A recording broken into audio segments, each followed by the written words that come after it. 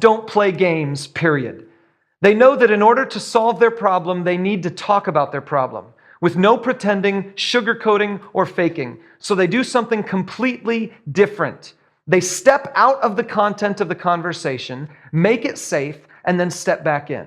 Once safety is restored, they can talk about nearly anything. How many of you said that you can handle criticism when, I mean, you don't have to raise your hands on this, but how many of you said that you can handle criticism when it comes to you from someone you love and trust? How many of you would say you can handle criticism when it's moving you in the direction you already want to go? See, if you have respect and mutual purpose, then you feel safe, then you can talk about nearly anything. But it's this concept of stepping out of the content, making it safe, and then stepping back in. Let me give you some principles here. These are a list of my summary statements from the book's research, 6 principles on how to actually do this. Number 1, look for signs of the other person getting silent or violent. These aren't blanks. You might just want to jot these down on the back or something like that. But number 1, look for signs that the other person is getting silent or violent. You know that appearance in their eyes? The teeth begin to clench and the jaw muscles begin to get a little tight and you can see it in their face. Some of you relish that moment when the other person is beginning to get anger and boiling up inside them. You begin to feel powerful in that moment. You're like, yeah, I'm doing it, keep going. But no, stop. When they begin to show signs of frustration, when they begin to show signs of violence, and here's the promise to us. Psychologists tell us this is true. I just have to trust it. But here's the promise to us. If anyone attacks you, and if anyone lies to you, and if anyone avoids you, it's because they don't feel safe with you. And you have the power, with the attitude of your heart and the words of your mouth, to reestablish safety. Here's how you do it. Step 2, step away from the content. I'm the kind of person, I like to debate things.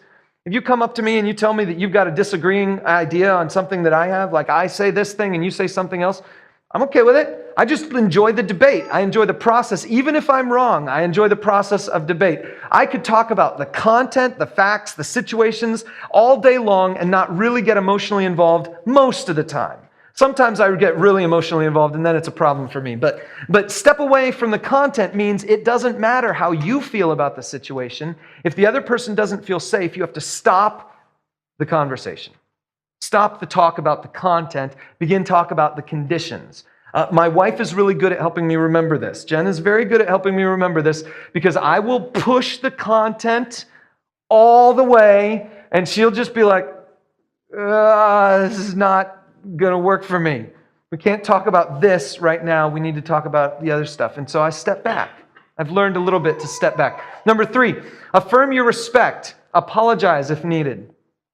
Think about how you violated the other person's sense of respect.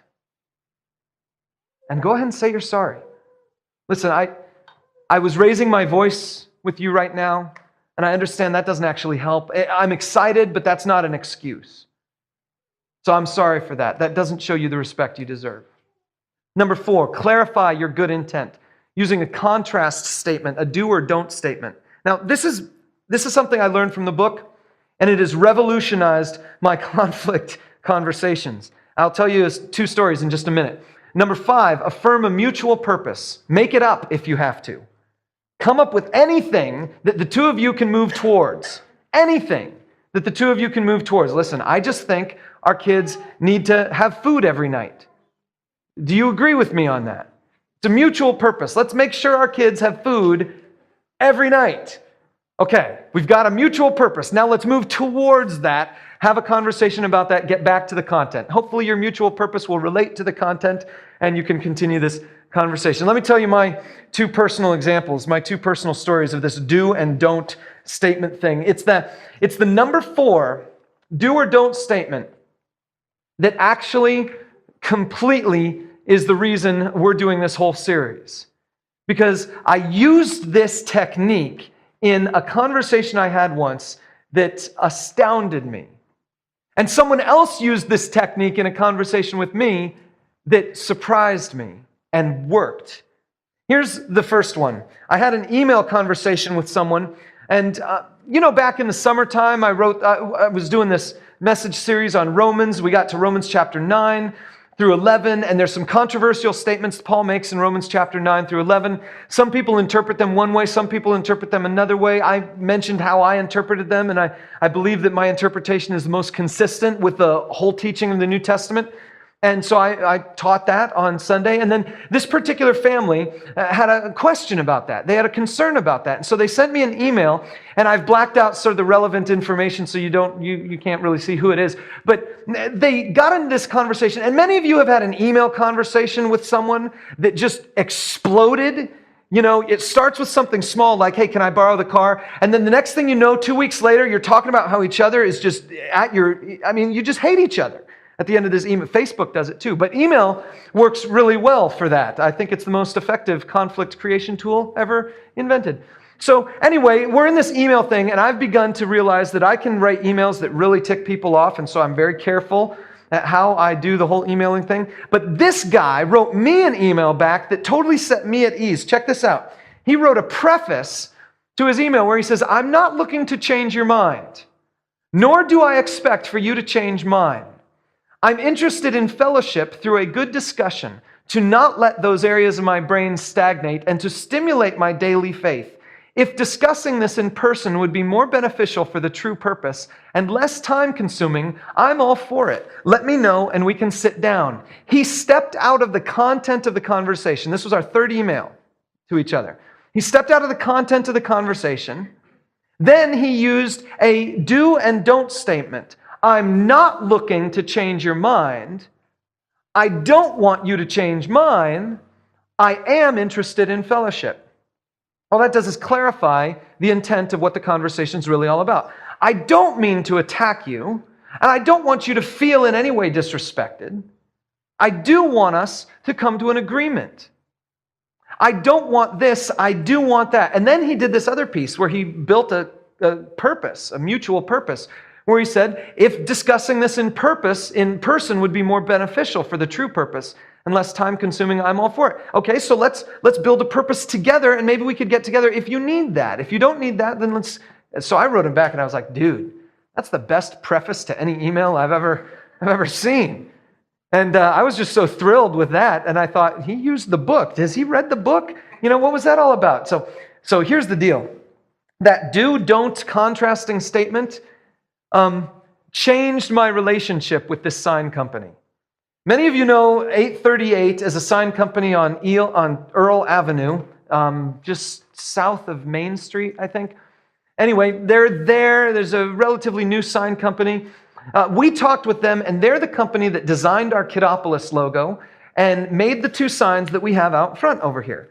Now, when we first got the signs put in, they complained to me about how the building was weird on the outside and it was hard to find any studs to get the signs into, so they just used the biggest anchors they could find on the drywall, the exterior drywall kind of thing, to mount the signs. And I don't know anything about sign mounting, so I was just like, cool, whatever, let's go with it. Well, a couple months later, there was this big windstorm for about a week, and it began to pull the sign away from the building, the Lafayette Community Church sign.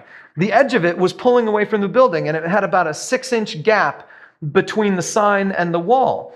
And I was like, okay, we got to figure this out. We got to do something about that. And I was contacting a couple people, maybe left a message or something, but I wasn't really working hard at it.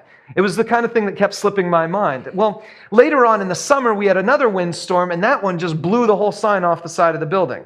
It's like, okay, great. Now we got to do something about that. So I remembered they told me that they couldn't mount it the way they wanted to mount it.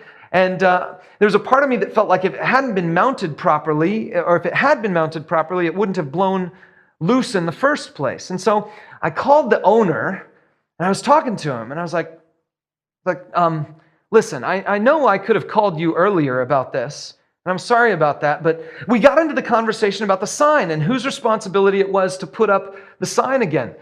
And all of a sudden, in the middle of the conversation, I could hear his voice change. He was beginning to get upset. He was beginning to go to that place of either silence or violence. And I had just finished this book. And I thought, all right then, let's try this. I'm an experimenting kind of guy. So I was like, okay, let's think. Okay, do and don't statement. And I made up something completely on the spot that was a don't and a do. And I said, okay, listen, what I don't want to do is tell you how to run your business. What I don't want to do is to blame you as if this is all your fault. But what I do want is to be able to wholeheartedly recommend you to people that I know. What I do want is to maintain a healthy relationship going forward and to be able to tell people how great you take care of your customers. So, that was my do or don't statement. And then I was thinking, okay, what's next? I got to come up with some type of mutual purpose. And so I was like, so if you tell me that you can't do anything, I'll trust you in that and I'll go with that. But if you tell me, hey, we'll cover 50% of the replacement costs, then I would be overjoyed with that. And I'd tell everybody how well you take care of your customers. And the guy who was beginning to get all tense on the phone paused. And the next thing I heard was, oh, we could do that. And I was like, dude, it worked. And then I thought, well, if I keep talking, I might ruin this. So I was like, okay, we'll get you a check right away. Thank you very much. And goodbye. So they replaced the sign out there. We paid them half of what the cost had been to put the first sign up. And we're in a good relationship with them. And I'm like, there you go. Now I'll put their logo on the screen. And if any of you have any sign needs, you should go to 838 because they take care of people. But here's the thing. It wasn't just that we had resolved the situation. It was that the situation, the conversation was going to that place that every conflict goes to. And I tried something and it worked. And I want to tell you that God has given you a promise that a gentle answer turns away wrath. And He's given you a promise that a patient heart calms a quarrel. And He's given you a promise that being gentle to someone is like honeycomb to their soul. I'll phrase it this way just to close out our time. There's one last blank on your page. My safety comes from God. Their safety comes from me. When you're in a conversation with someone, let me encourage you. My safety comes from God. Their safety comes from me. The attitude of my heart, the words that I speak, determine whether they feel safe or not. My relationship with God determines whether I feel safe or not. If we can enter into conversations where we feel safe and we help other people feel safe, then we end up with a situation where all the stuff gets on the table, we find resolution.